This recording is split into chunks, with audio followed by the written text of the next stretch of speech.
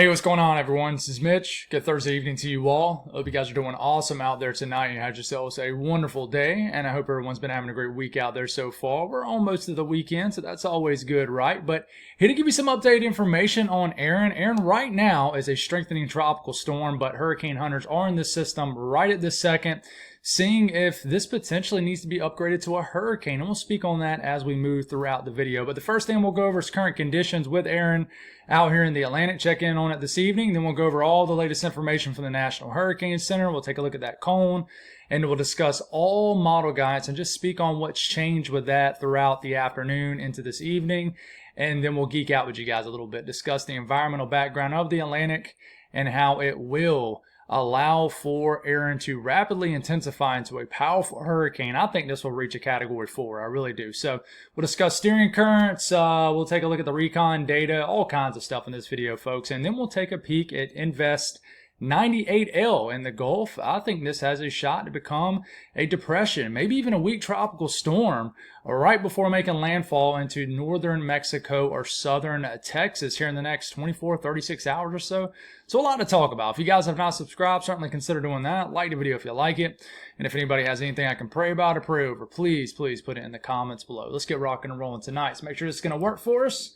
And it is, so we're good to go. So this is Tropical Storm Erin. It is very healthy. It's gaining strength. It is dealing with a little bit of northeasterly shear. So the upper wind flow is kind of working against the system right into here. So this is eating up on some convection, shower and storm activity sort of on the northeastern or eastern side of the system. So that's why you see so much action over here and even a little bit of fanning out right here, because the winds up above the system are expanding outward right into this region. So this is allowing for a more moist environment, a little bit of flow working up against the system here, wind shear.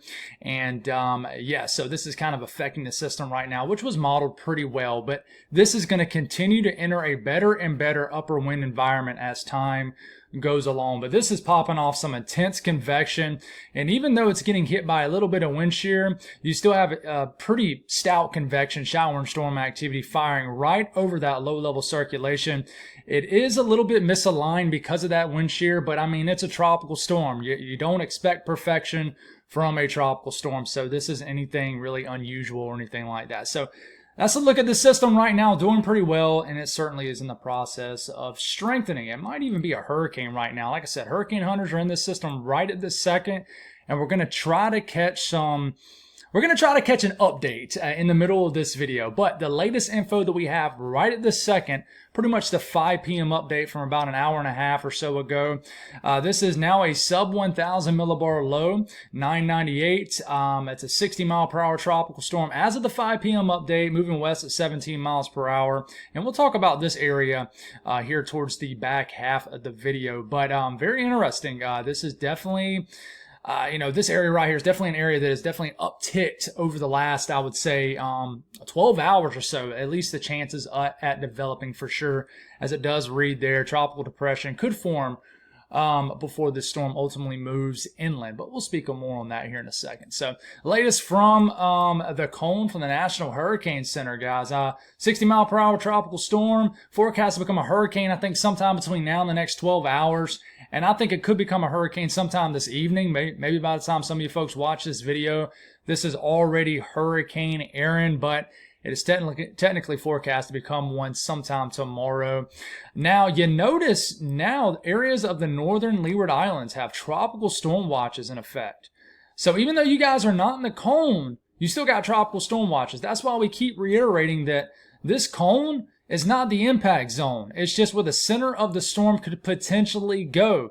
You're definitely still going to get impacts in the northern Leeward Islands, some tropical storm force conditions, 40, 50, 60 mile per hour wind gusts, probably some outer bands. And I think some tropical storm watches will eventually be issued for like the British Virgin Islands. Heck, maybe even the northern Puerto Rico coastline. And we certainly got to watch the Turks, Caicos Islands and the Bahamas here in the next several days. But forecast to become a powerful Category 2 hurricane by Saturday afternoon, and then a major Category 3 hurricane by Sunday afternoon. And peak intensity forecast right now is still at 125 mile per hour Category 3 hurricane. But just a zoomed out look at the cone here, it is showing the turn inevitably north Bermuda here, Bahamas here, Turks Caicos here, southeast coastline up here. Where does this thing go? So, latest cone right there. What about model, guys? Let's discuss the euro first. So, this initializes as a 994 for Saturday morning. If I do forget to mention any time frames or anything like that, just look up here. SAT stands for Saturday, August the 16th. So, you know, the euro thinks it's not going to undergo much strengthening over the next 36 hours. I don't know about that. I think it could strengthen a little bit more, but it's just northeast of the Leeward Islands around Saturday morning. Okay, but we continue to move forward here. We get into Sunday morning. Strengthens a good bit over the weekend. Basically, from Saturday to Sunday, this undergoes at minimum a moderate pace of strengthening. So at this point, you know, we got some outer bands from the southern portion of this hurricane kind of whiplashing the British Virgin Islands, Puerto Rico, and this system looks pretty strong at this point. So we get into Monday. Strengthening continues as that millibar begins to drop. Now, it could be affected by a little bit of wind shear once it gets right here. And I've been talking about that on and off. The flow kind of changes in the upper levels of the atmosphere. This could just impact the strength of the system a little bit. I want to watch that sort of Sunday into Monday. But overall, I think it recovers very fast. And you're going to see here in a second, this begins to strengthen again. Look how close it is to the Turks Caicos Islands. I mean, even in the northern coastline of Hispaniola, 971 hurricane, then it begins to really strengthen again as we're getting into Tuesday, August the 19th. Bermuda here, southeast coastline right here, and this starts to get into the 950s. It's definitely a Category 3 hurricane at this point, and it literally splits right down the middle between Bermuda and the Carolina, North Carolina coastline. The outer banks are right here. You guys could get some outer bands from Hurricane Erin. I really think you could. How close does this get? We just got to watch. So this is around Wednesday night and a Thursday morning. This is where the Euro says Hurricane Erin will be. And then it begins to turn northeast. So we look a little bit further up the road. Look at Atlantic Canada, Nova Scotia, Newfoundland. How close does it get? Well, on the Euro, it is a miss. Completely whiffs, but we'll continue to watch out for you folks. Now, what about the GFS? GFS has continued to tick towards the Euro. Remember, the GFS keeps doing the windshield wiper effect. It's just way over here, way over there, way over here. It has steadily ticked towards a Euro-like solution, which is really locked into really splitting between Bermuda and the East Coast. So let's see what it shows. Saturday morning, this thing is very strong right out the gate to start our weekend. We get into Sunday morning, 964 millibar low. It is very close to Puerto Rico, and certainly making a close pass Saturday night and a Sunday morning to the northern Leeward Islands, British Virgin Islands right here. And we got to get this thing to turn fast, and eventually does before it really brings any significant impacts to, say, the Turks Caicos Islands, or certainly not the Bahamas or anything like that. But 947, major hurricane based off the millibar here, Monday. We take it into Tuesday, we take it into Wednesday, and this deepens into a 940 millibar low, sub 940. This is definitely a Category 4 hurricane if this is the way it plays out. And the GFS has this splitting Bermuda, but man, look how fast this thing abruptly turns almost east-northeast. And then look, it's now developing another system behind this. That's interesting. That is new. Wow. Yeah. So I hadn't even seen that. So another system right behind it. That is definitely new. So we're going to have to figure that one out here in the coming days for sure. But that is a little bit of an outlier. Let's focus on Erin. Let's try not to get too distracted here. But that is definitely something new showing up. So back to Erin. Let's stop it here. This is for Wednesday morning next week, the 20th. Let's take this about 5, 6, 7 runs back. So 1, 2, 3, 4, 5, 6, 7. Now let's go all the way to the current run, all right? Look at that trend. Look how it's ticked west. So it's kind of more in line with the Euro now. But as we get into Thursday morning, this thing's booking it to the north, and it doesn't even really come close. I mean, I don't even think it's going to show up on your screen. Well, there it is. It actually does. It comes up north, gets very close, but it looks like it gets kicked out, and it does not affect you folks in Newfoundland, or definitely not Nova Scotia or in Atlantic Canada. at the end of next work week. So that's good, right? So what about the Euro AI model? Keeps this thing pretty weak until about Saturday morning. It's very close to the northern Leeward Islands. You guys have tropical storm watches for a reason, so please be aware of that. I think you definitely should, as you will have a strengthening hurricane more than likely just north of you guys as we are getting into the start of our weekend. But, the Euro AI model, strengthens this at a pretty moderate pace and eventually begins to definitely get it going. But it makes that turn and, it makes its closest pass to, say, the British Virgin Islands, the Virgin Islands in general, and Puerto Rico, I would say Sunday morning. You got a pretty strong hurricane just north of you guys. And then this thing turns and kind of follows the Euro. Really strengthens this as we get into next Wednesday morning and splits Bermuda and the East Coast, so that's good, right? It's a miss, but man, this just tells you we got to continue to watch this. But the Euro AI model shows that wave just like the GFS does now. Okay, and that's interesting. It really is. So I'm kind of figuring this out as we roll through this, and I put this video together pretty fast, guys. That's why I'm kind of just not stumbling through this, but kind of just just letting it roll here. But the Euro AI model, as far as Nova Scotia, Newfoundland, I would say out of all the models, it gets it the closest. So, this is next Friday, about 8 days from now. It brings big impacts to, say, Southeast Newfoundland, the Avalon Peninsula. So you still got to watch this. You're not even closed out the woods. You'll be watching this for another week up here. But then that heads on out. So what about the icon? The icon, I'm not going to lie. The icon's a little bit of a jump scare, okay? The icon keeps this very weak between now and the next 36 hours. Because it keeps it so weak, it crawls too far west. Weaker system in the shorter term means it's going to creep more and more west. And this thing is just almost grinding the northern coastline of Puerto Rico and Hispaniola. I mean, you got a powerful hurricane just north of the Hispaniola coastline, okay? Just north. All right, and this thing almost makes a direct impact Monday into the Turks Caicos Islands as a major hurricane. And then we go on to take it. Look how, this is bringing some significant impacts, not making a direct impact if we took this model as exactly what's going to happen. But it's bringing some significant impacts to the Bahamas if this is correct. But the icon wants a 922 millibar Category 4 or 5 hurricane just a tick east of the Bahamas. And if you showed me this and stopped it and you didn't give me any context, I would think the southeast coastline was in trouble with this look. You need this thing to turn fast. If this thing doesn't turn, it only goes 120 hours out. If this thing was not to turn in another day, it would absolutely affect probably the Carolina coastline, especially North Carolina, how the Outer Banks sticks out like a sore thumb here. So this is something we got to continue to watch. And if you look at the HFA model, it gets it. It strengthens it. You see how that millibar begins to drop? Kind of probably a little bit more difficult to see on your screen, but it is just north of the Greater Antilles.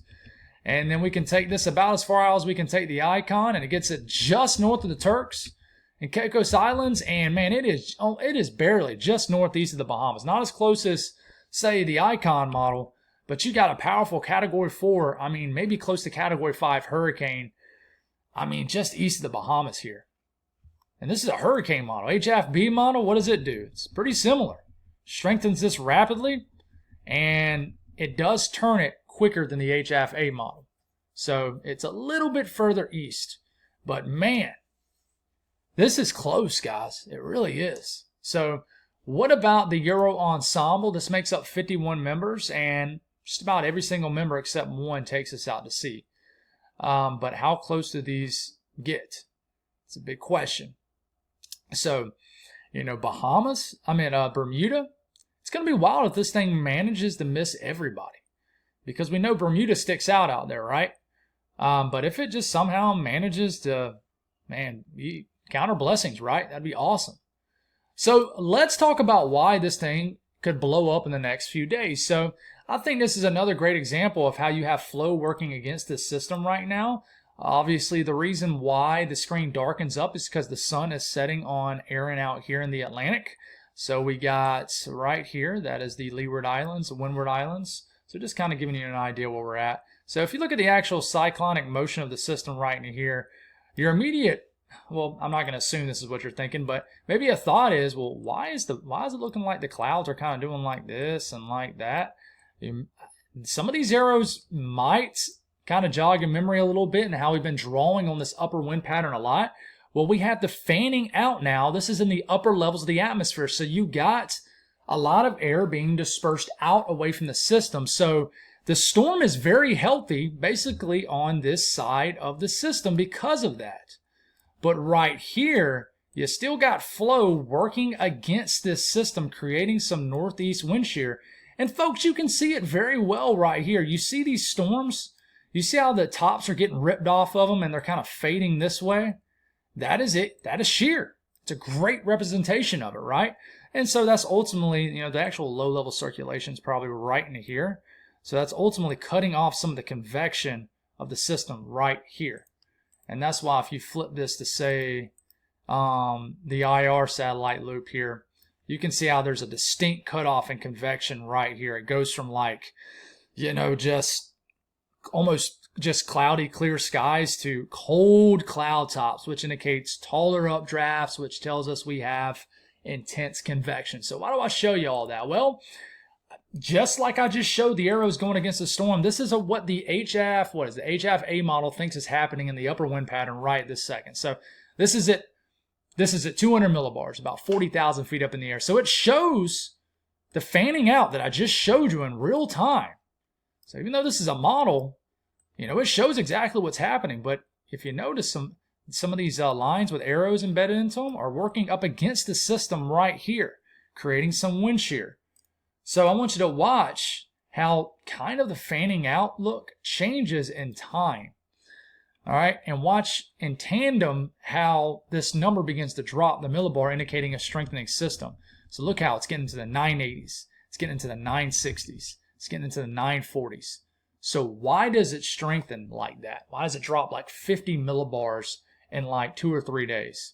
It's because the entire upper wind pattern becomes much more favorable. So at this point, you got the fanning out, divergence aloft, a lot of air being dispersed out away from the system, and you have a full-fledged what we call ULAC, upper level anticyclone. But whether the air is getting pushed out from the top of the system anticyclonically or just dispersed outward, regardless, air is just being dispersed out in all parts of the storm, south, north, west, east.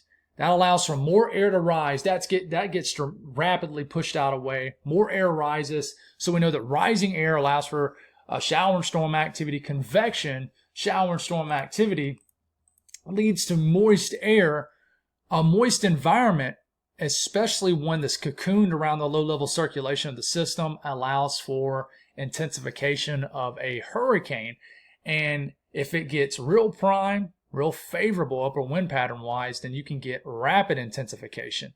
And I think the possibility is there for that. And you can see how the moist air responds to this. So this is moist and dry air in the mid-levels of the atmosphere. The green is moist air. The brown is dry air. So it makes sense. I mean, look, you got the flow. It looks like a little shrimp out here, right? You got the flow expanding outward. It's going like this, but you got a little flow working up against the system. So some dry air is getting in and kind of cutting off, a fully wrapped, moist look, right? But as we move through in time, this thing cocoons itself. I can't talk. It wraps itself with a lot of moist air, so it dramatically strengthens, and you just got a whole lot of green around that actual circulation. And this thing is just a moist beast. It's just thriving, and that's why it drops on this particular run to a sub 940 millibar hurricane. Now, why does, say, the icon get this so close to everybody to the point where it actually brings impacts? Well, this is Erin right here verifying for tomorrow.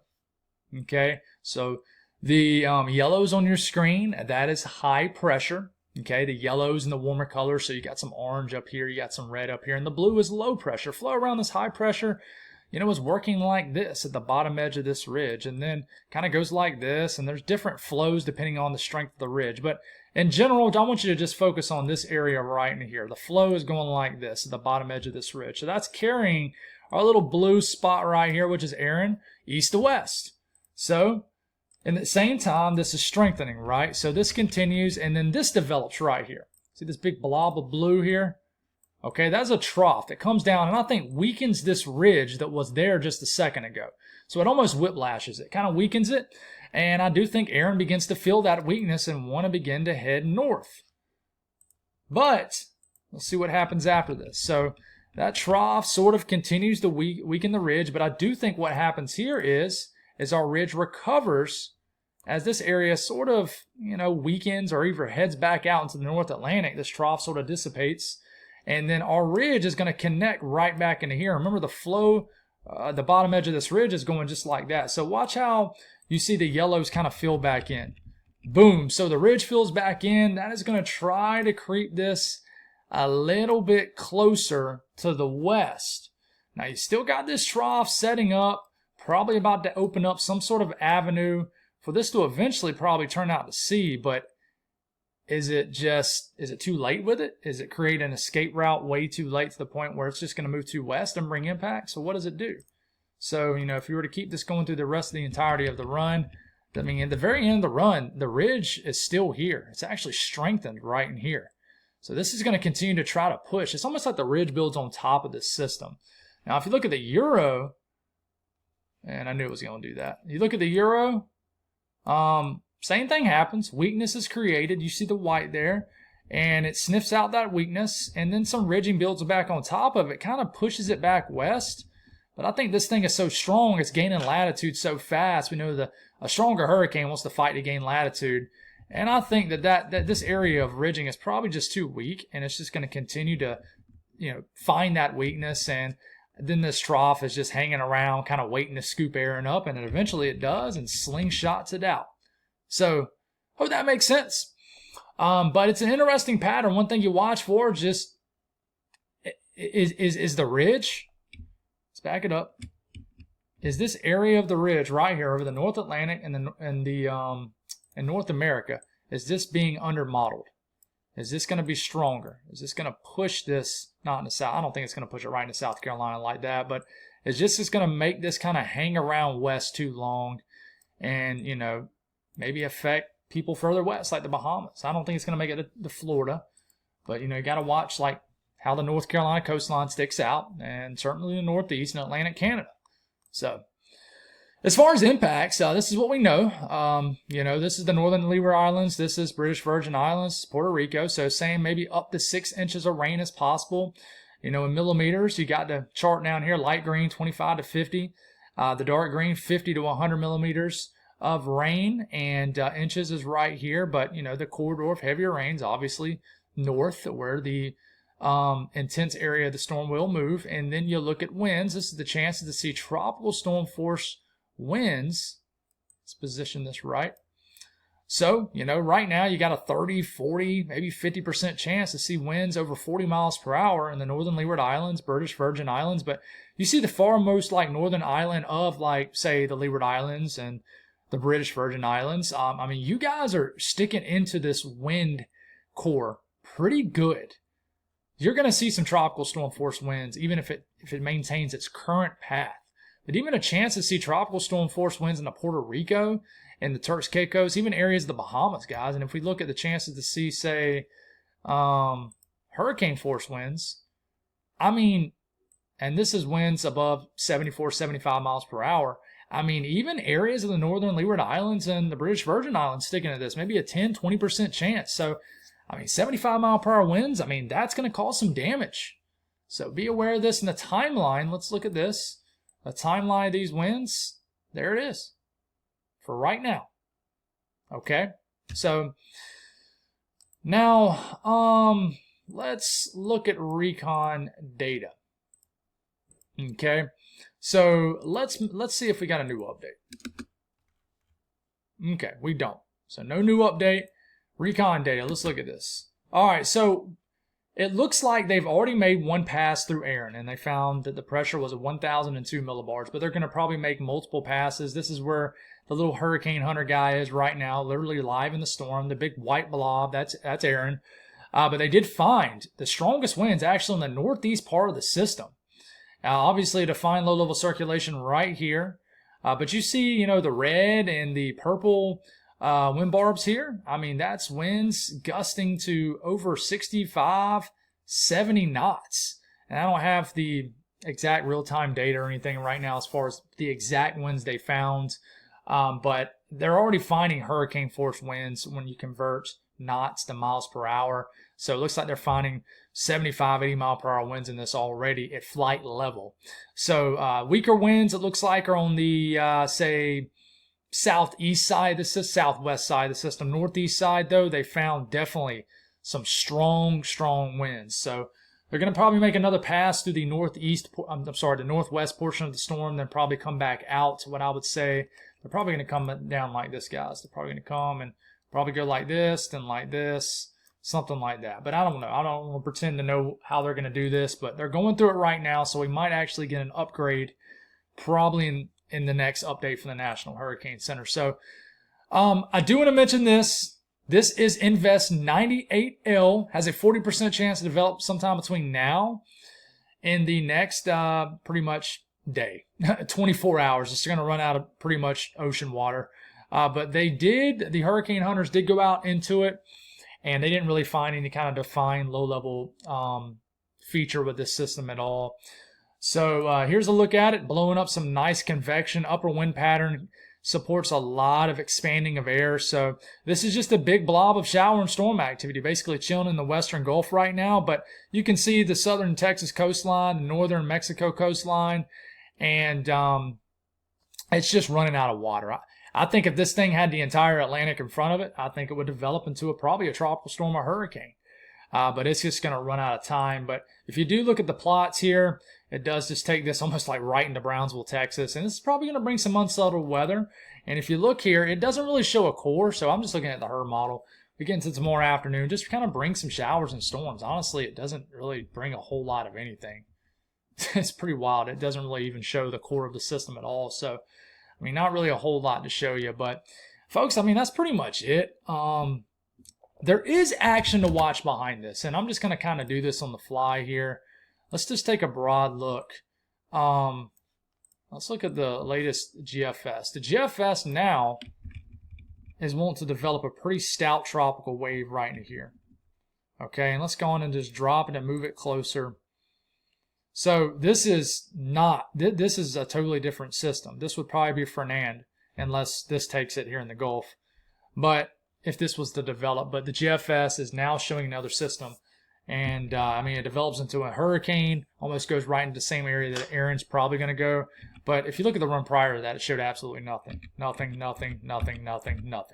So all of a sudden, boom, jump scare, there's a hurricane. So it's hard to take this run serious, but I will say that the Euro AI model shows something like this too, but it does want to take just a powerful hurricane right into the southeast coastline. At the end of August. But please don't look at that and tell everybody and their cousin's uncle's dog that that's what Mitch said. A hurricane's going to hit at the end of August into the southeast. But we'll have to watch this because I just don't think we're going to slow down after Erin. But we got to continue to watch Erin. I mean, Erin's right here in front of us. It's a developing system. But I just think there's going to be a lot more to talk about even after that. So that's all I got, guys. Thank y'all for tuning in. I kind of just scooted through that video pretty fast. And I'm not going to lie. These videos been taking up a lot of my evenings and just ready to spend some time with my family and jump off here. So appreciate the support, guys. It's been unbelievable. I mean, getting almost 2,000 subscribers in a 7-day period. So welcome to any new people. Appreciate y'all. This is not one of those YouTube channels that is all fancy and stuff. I don't edit anything. I just jump on here and talk weather and talk about what I love. So you're going to get a lot of bloopers. You're going to get a lot of mixed up words, punctuation issues. We just roll here, right? We're a family. God bless all y'all. Have a wonderful night. We'll do it again tomorrow morning. Talk soon.